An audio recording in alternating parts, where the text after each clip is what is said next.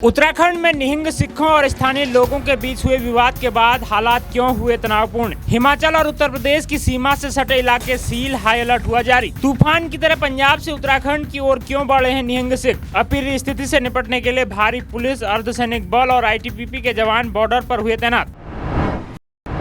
उत्तराखंड की शांत वादियों में इन दिनों हालात कुछ अलग ही तनावपूर्ण बने हुए हैं। हिमाचल और उत्तर प्रदेश की सीमाओं से सटे इलाकों में सुरक्षा व्यवस्था अचानक कड़ी कर दी गई है। इसकी वजह मानी जा रही उत्तराखंड में एक बार फिर निहंग सिखों का बवाल देखने को मिल सकता है। सूत्रों के मुताबिक चंडीगढ़ से सैकड़ों की संख्या में सिखों का जत्था उत्तराखंड की तरफ रवाना हो चुका है। दरअसल निहंग सिखों और कर्णप्रयाग में स्थानीय लोगों के बीच बीते 16 जून को विवाद हुआ था, जिसने अब पूरे क्षेत्र में सुरक्षा एजेंसियों की चिंताएं बढ़ा दी है। जैसे जैसे इस मामले को लेकर तनाव की खबरें सामने आ रही है, वैसे वैसे प्रशासन ने एहतियातन कदम उठाने शुरू कर दी हैं। देहरादून जिले के विकासनगर क्षेत्र में स्थित कुल्हाल बॉर्डर पर इस समय सबसे ज्यादा सख्ती देखी जा रही है। यहाँ पर भारी पुलिस बल, अर्धसैनिक बल और भारत तिब्बत सीमा पुलिस यानी आईटीबीपी के जवान लगातार निगरानी कर रहे हैं। सीमा पर बाहर से आने वाले वाहनों की सख्ती से जांच की जा रही है। हर आने जाने वाले व्यक्ति से पूछताछ की जा रही है और संदिग्ध गतिविधियों पर विशेष नजर है। पुलिस की टीमें लगातार गश्त कर हालात पर नियंत्रण बनाए हुए हैं। इस पूरे मामले पर देहरादून के वरिष्ठ पुलिस अधिकारियों का कहना है कि बिना उचित अनुमति के किसी भी समूह को राज्य में प्रवेश करने नहीं दिया जाएगा। प्रशासन का फोकस पूरी तरह कानून व्यवस्था बनाए रखने पर है। वहीं दूसरी तरफ इस मामले पर राजनीतिक और प्रशासनिक स्तर पर भी हलचल देखने को मिल रही है। मुख्यमंत्री पुष्कर सिंह धामी ने साफ कहा कि राज्य में किसी तरह की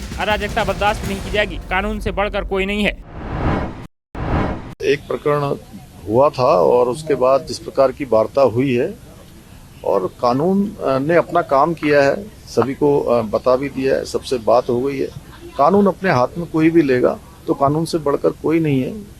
बस ये है कि हमारी चारधाम यात्रा चल रही है, इस समय में हेमकुंड साहिब यात्रा चल रही है। पूरे पर्यटक देश भर के आज आए हुए हैं। किसी प्रकार से यात्रा पर कोई प्रभाव न पड़े, उसके लिए अगर कहीं पर हमको सख्ती करनी होगी तो निकट भविष्य में हम सख्ती भी करेंगे।